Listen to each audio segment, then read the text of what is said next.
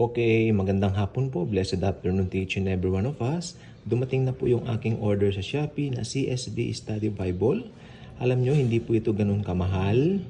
At masasabi ko, if you are a believer na gustong lumalim lalo sa salita ng Panginoong Hesukristo, bumili ka po nitong ganito sa Shopee, no?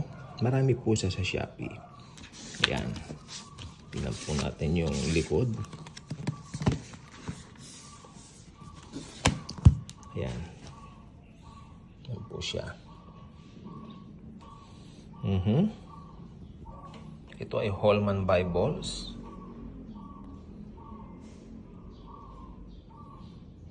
Printed in Korea. Okay. Christian Standard Bible, CSB. Mga samples niya. Makikita natin niya sa loob mamaya. Ayan. Look at that, no?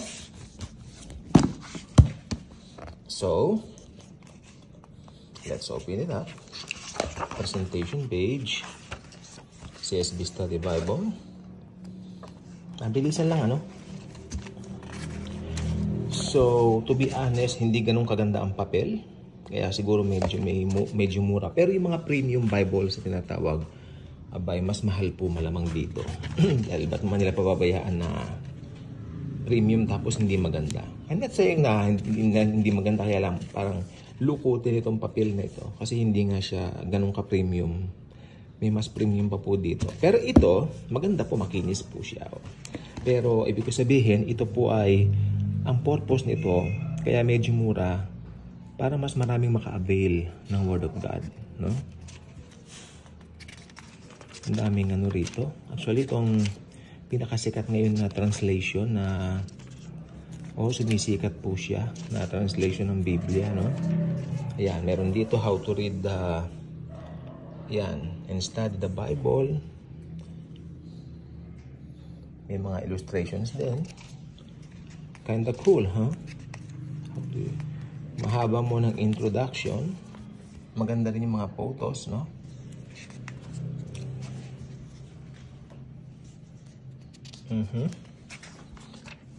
Punta tayo sa Old Testament. May paliwanag pa rin dyan. Yung mga Hudyo. Pentateuch. Gusto ko yung introduction niya. Maganda. Look at that. Caravan.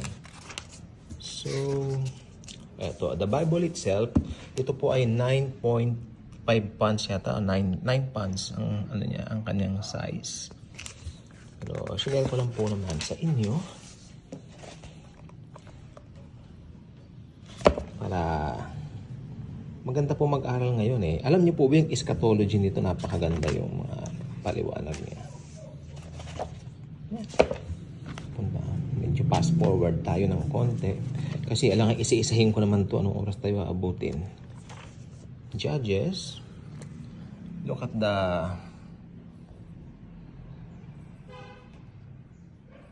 diba? Ang ganda ng mga illustrations, So, sipagan lang natin ngayon mga kapatid na mag-aral lalo ng Biblia, no? Kasi papalapit na talaga yung araw ng pag-rapture.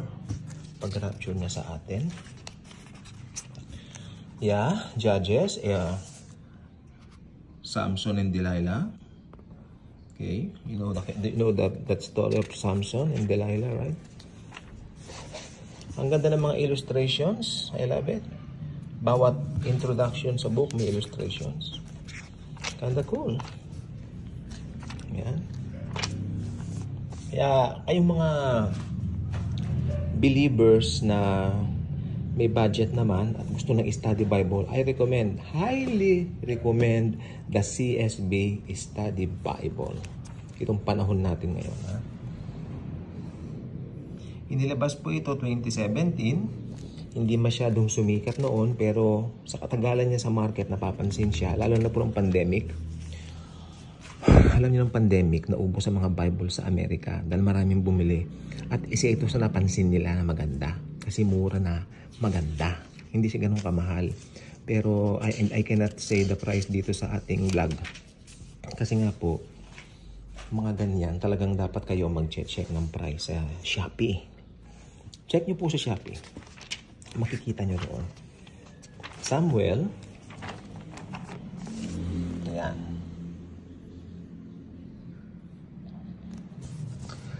May mga paliwanag, ganitong gumamit. Mamaya, sa New Testament tayo mamaya. Papaliwanag ko sa inyo.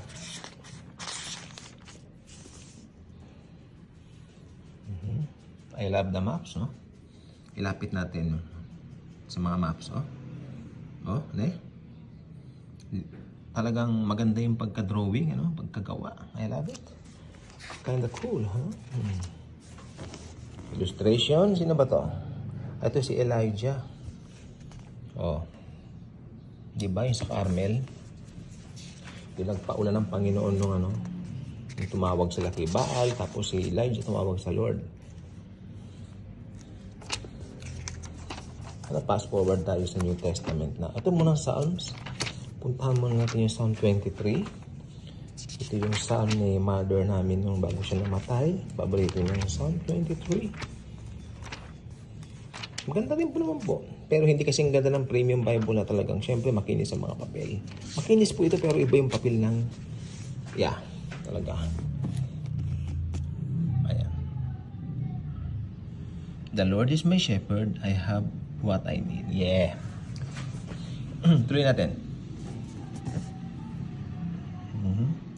He lets me lie down in green pastures. He leads me beside quiet waters. Ganun natin yung yes. Fast forward na tayo sa New Testament. See? Walang isa-isahin natin yan, no? Abot tayo siyam-siyam dito.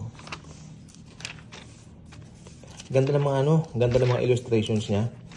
Mas maraming illustrations si NIV Study Bible, may ganun din po. O yan, maganda. Pero hindi na nagpapahuli ito, ha? Yan. Ganda na po. Oh.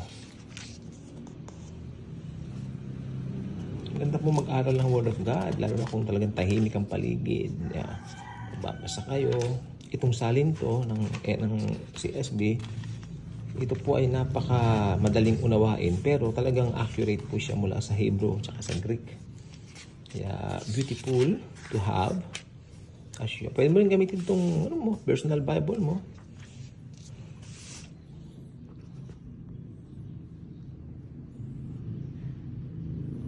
Ask and it will be given to you. Seek and you will find. Knock and the door will be open to you. Hallelujah. I love the garden, no? Maraming illustration, eh. Ganyan natin para makita nyo. Red. Naka-red pala ang words ni Jesus. Meron kasi akong ginagamit na study Bible. Wala siyang red letter. Iba yung naka-red letter kasi alam natin salita ni Jesus pag red, no? Hindi tayo malilito. I love it. Let's proceed to the next book. Mark. Na UP yata. Medyo siya. Nasobrahan yung printing. Ganun pa walang problema sa akin. Ito. Yung sa boat. Ginising nila si Lord, di ba? Na-vlog ko yan, di ba? Yung Panginoon, lulubog tayo. Di ba? Pero bumangon si Lord Jesus. Sinaway niya yung bagyo. Stop. Kala niya. Yun. Stop. Yan. Naka-red po yung yung mga words si Jesus dito. Look at that. Pagkaganda-gandang Biblia, po? Sipagan natin maglabasa dahil bago ma-rapture, nag-i-enjoy tayo sa salita niya. Maganda po itong, kung may pera kayo, dito nyo gamitin. No? Bili kayo ng mga ganito, mga resources sa pag-aaral natin. Yan. Love it.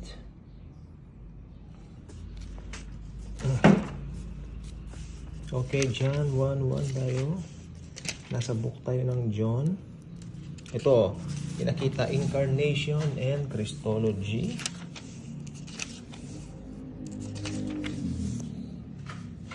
I love the illustration. Pansin nyo? Ganda. Ano po, no?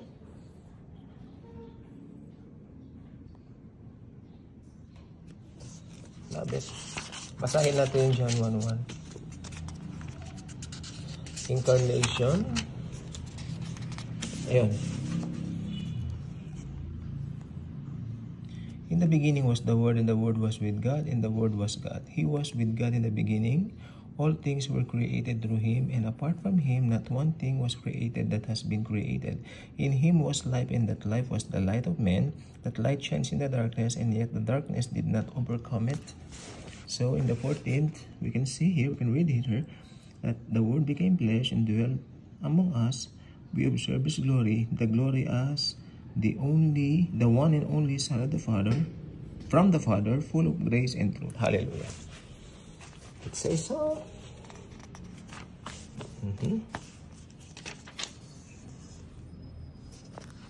Good illustration. Hallelujah. The cross and the gospel. Marami mga articles na ganyan. Matututo po tayo dito sa mga articles na ganyan. Nakalagay dyan like The Cross and the Gospel by Bruce A. Ware. Yan. Meron din po tayong Greek. Meron tayong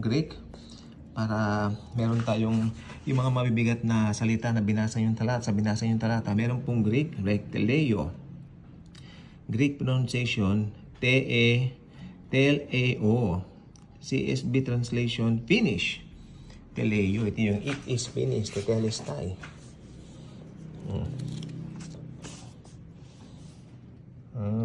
Paano namatay yung mga apostol? Meron dito pa. Onoma. Sa Greek pronunciation, anama. CSB translation name. O ibig sabihin pala ng onoma, pangalan. Matututo ka rito eh. Parasia. CSB translation, boldness. Kailangan meron kang parasia. Diba? Matututo ka rito. Kaya gusto ko. Yes, I love it. I love this. Kung may CSB Study Bible, namin po sa Shopee. Ayaw kong baka sabihin, nag-promote ako ng nagbebenta ako ng mga Bible. Hindi po ako nagbebenta ng Bible. Pinopromote ko lang po ito kasi alam niyo kung bakit. Malaking kapakinabangan po sa ating mga believers. I love the picture.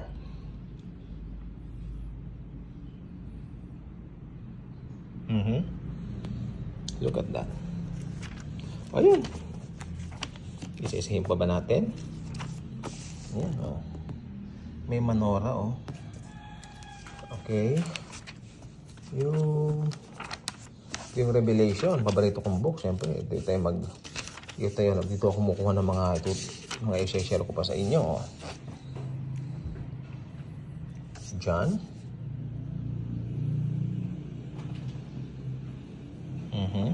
I love this.